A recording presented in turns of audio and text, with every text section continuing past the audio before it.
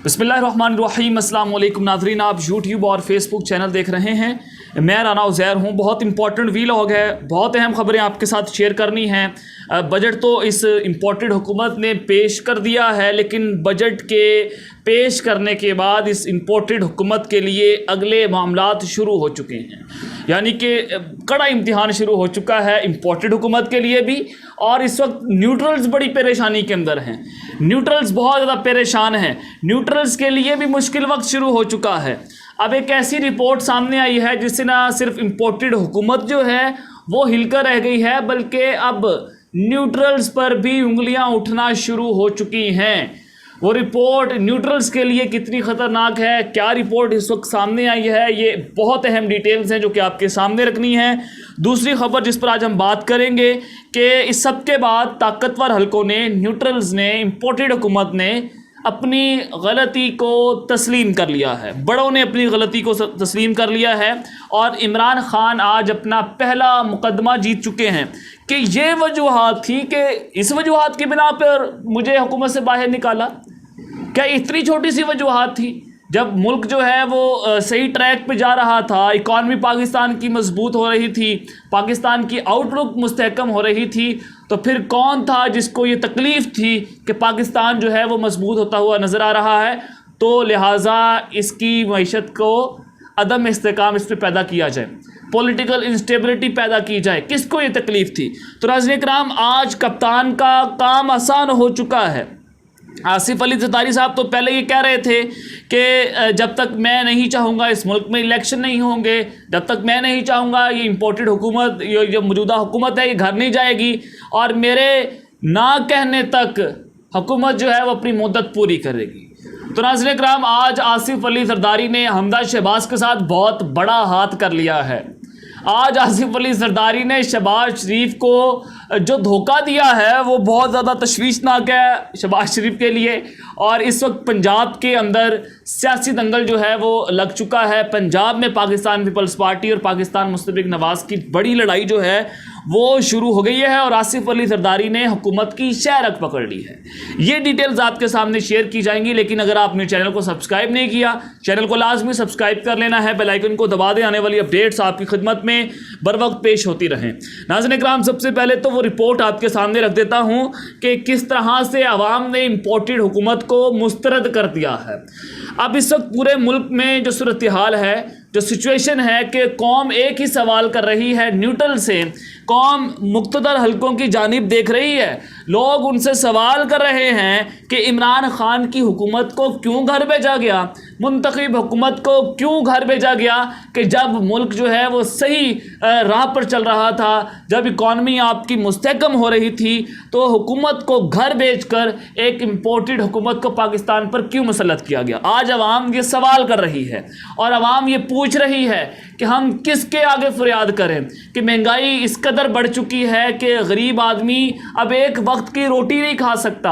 आज घी जो है वो 600 से 700 रुपये किलो आपको मिल रहा है, और चीनी की कीमत आप देख लें, मुल्क में आटा नापैद हो चुका है, पेट्रोल मज़ीद महंगा होने को है। इस सब के अंदर गरीब आदमी जो है वो जीता बसता हुआ नज़र नहीं आ रहा। देखें, 65% लोगों ने ये कहा है सर्वे के मुताबिक कि ये मईशत जो है वो अगले 6 माह में मज़ीद डूब जाएगी। 65% पाकिस्तानी ये कह रहे हैं। फिर 49% पाकिस्तानी ये कह रहे हैं कि मईशत जो है वो कमज़ोर है। 49% पाकिस्तानियों ने मईशत को कमज़ोर करार दिया और 47% पाकिस्तानियों ने कहा है कि हम महंगाई से इंतहाई तंग हैं।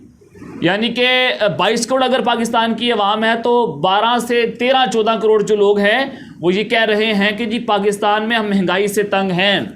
यानी कि उनके लिए 2 वक्त की रोटी खाना बहुत ज़्यादा मुश्किल हो चुका है।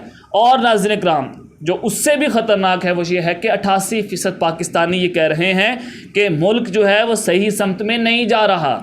यानी कि हर 10 में से 9 लोग, हर 10 में से 9 पाकिस्तानी ये बात कर रहे हैं कि मुल्क सही समत में नहीं जा रहा।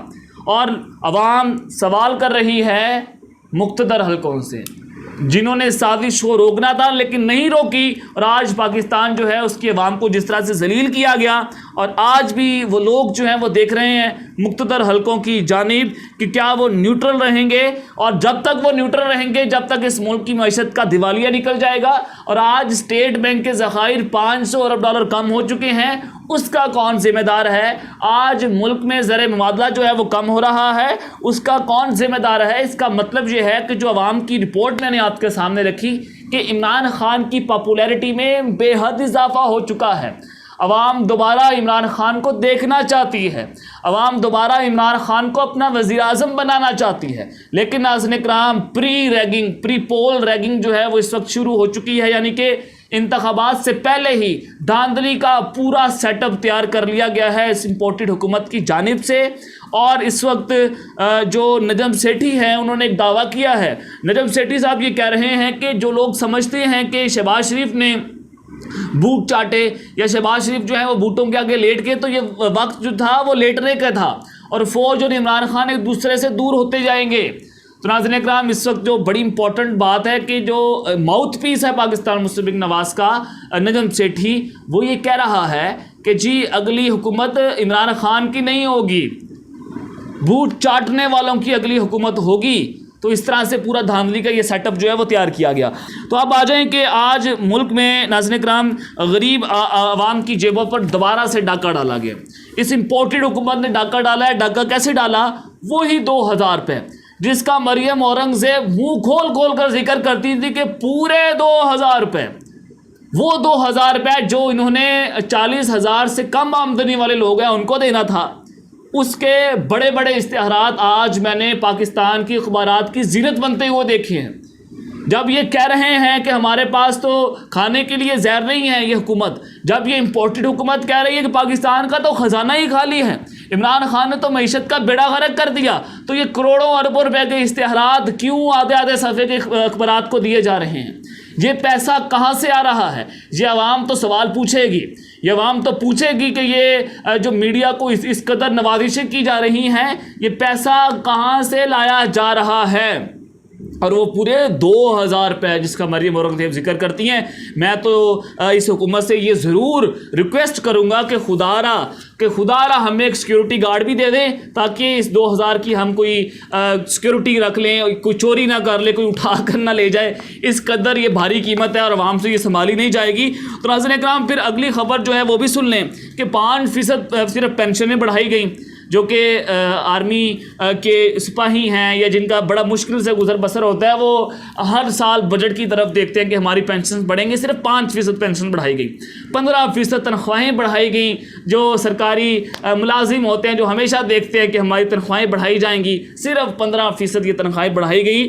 تو لیکن آج بیوروکریٹس، پاکستان کی ایلیٹ آفیسرز، پاکستان کے CSSP آفیسرز، ناظرین اکرام، ان کے ایگزیکٹو الاؤنسز کے اندر، یعنی کہ تنخواہوں سے ہٹ کے جو ان کے ایگزیکٹو الاؤنسز ہوتے ہیں، ان میں کتنے فیصد اضافہ کیا گیا ہے؟ ذرا یہ سنیں کہ ان میں تقریباً 150% کا اضافہ کیا گیا ہے۔ 150%۔ کہاں پر 15% اور کہاں پر 150%؟ یہ اس قدر ہوش ربا اضافہ کیوں کیا گیا ہے ناظرین کرام؟ یہ ضرور سمجھیے گا کہ تاکہ بیوروکریسی جو ہے وہ ہمارے متحد کام کرے۔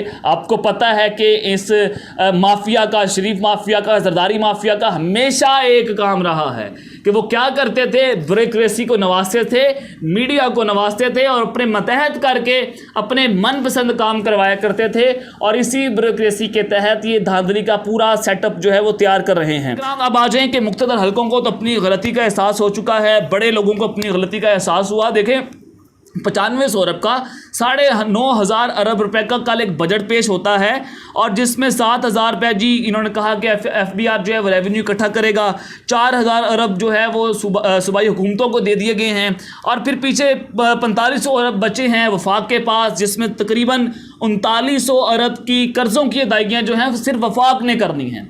اب یہاں پر پھر مسئلہ تھا، یہی بات تھی جو وزیراعظم پاکستان، سابق وزیراعظم پاکستان عمران خان کیا کرتے تھے کہ 18ویں ترمیم نے ملک کا بیڑا غرق کر دیا ہے، ملک کو نقصان ہوتا ہے کہ وفاق جو ہے وہ ان کو بجٹ میں شیئر کرتا ہے، وفاق ان کو پیسہ دیتا ہے، لیکن یہ لوگ جو ہیں صوبائی حکومتیں جو ہیں وہ قرضوں میں اپنا شیئر ادا نہیں کرتی، صرف وفاق ہی قرضوں میں اپنا شیئر دیتا ہے۔ تو صوبائی حکومتوں کو اپنا شیئر دینا چاہیے. اس وقت یہ لوگ جو ہیں وہ عمران خان پر تنقید کرتے تھے کہ 18ویں ترمیم میں عمران خان رول بیک کرنے جا رہے ہیں, عمران خان 18ویں ترمیم کو ختم کر دیں گے. تو آج مفتاح اسماعیل نے خود تسلیم کر لیا ہے کہ 18ویں ترمیم میں بجٹ جو ہے اس کا شیئر بہت زیادہ غلط تھا, جس کو ملک کو نقصان ہو رہا تھا.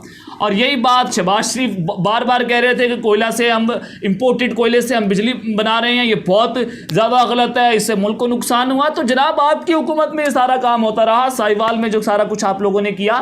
تو آج اپنے کیے کے اوپر یہ لوگ بتا رہے ہیں کہ ہم نے کرپشن کی, ہم نے مہنگے منصوبے لگائے, ہم نے آئی پی پی سے مہنگی بجلی خریدی. تو یہ سارے کا سارا بھانڈا جو ہے وہ آپ کے سامنے آج پھوڑ دیا گیا ہے. تو ناظرین اکرام, اب اس سب کے اندر عمران خان جب یہ بات کرتا تھا تو یہ لوگ شور مچاتے